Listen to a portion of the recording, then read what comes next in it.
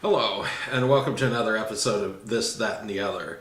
Today I'm going to be discussing Washington, D.C. tourist attraction for the Washington, D.C., Virginia area called Mount Vernon, the home of the first president of the United States, George Washington. Mount Vernon is in Fairfax County, Virginia, near Alexandria, and was a plantation home of the first president of the United States. It's situated on the banks of the Potomac River across from Prince George's County. The Washington family owned the land in the area since the time of his great-grandfather in 1674, and in 1739 embarked on an expansion of the estate that continued under George Washington. He didn't come into possession of the estate until 1754 and did not become its sole owner until 1761. It's built of wood in a loose Palladian style and was constructed by George Washington in stages between 1757 and 1778. It occupies the site of an earlier house built by his father, Augustine Washington, sometime between 1726 and 1735. It remained Washington's country home for the rest of his life following his death in 1799 and was under the ownership of successive generations of the family, and the estate progressively declined.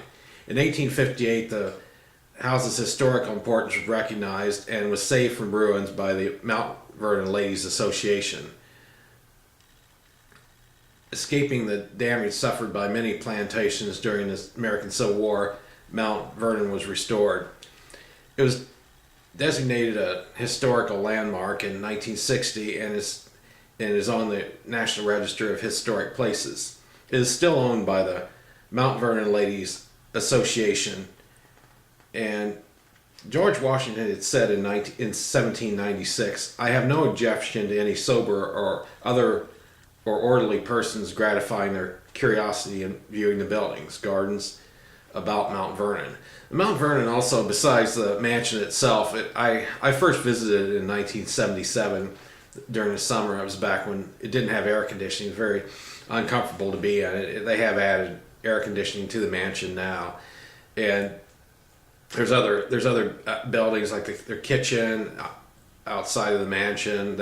Back in the day before the advent of air conditioning, a lot of times, especially wealthier people, had their kitchens built away from the actual home to keep heat from getting into the actual home.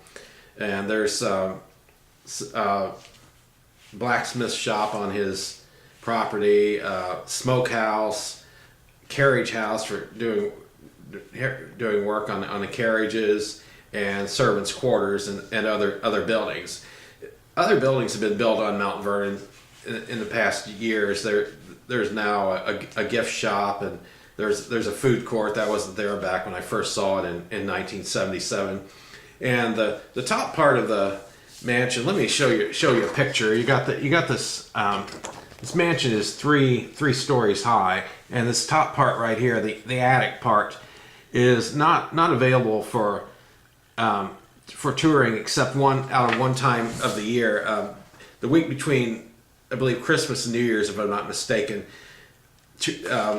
tourists can actually go up into the attic. I've actually done that a couple of times to see it. There's a bedroom on that floor where not George Washington, but his wife Martha Washington passed away in, as a matter of fact. The home has rooms like the blue room, the green room, etc. And it shows their dining room, and it has a lot of the furniture that was there when they lived there. And then George Washington's office, very interesting. It's got his old books on shelves, very very interesting to look at, and the guides tell you history of George Washington himself and his wife Martha. But it's very I would say anybody coming out to the DC area, coming out to see Washington DC, see the sights, Mount Vernon is a must. I would say it's very very interesting to look at it. It's not really that far outside the city. Maybe a 20, if you don't run into traffic, I would say from the city itself, it's probably about a 20 minute drive maybe. It's on Route 1, not too far from Fort Belvoir. And That's basically what information I was able to get on Washington's on George Washington's home, and my Facebook friend Caroline came up with the idea of me doing this, and I appreciate her input. She comes up with a lot of ideas on shows, and just wanted to let her know I appreciate another suggestion, another good suggestion, and just want to say thanks for watching.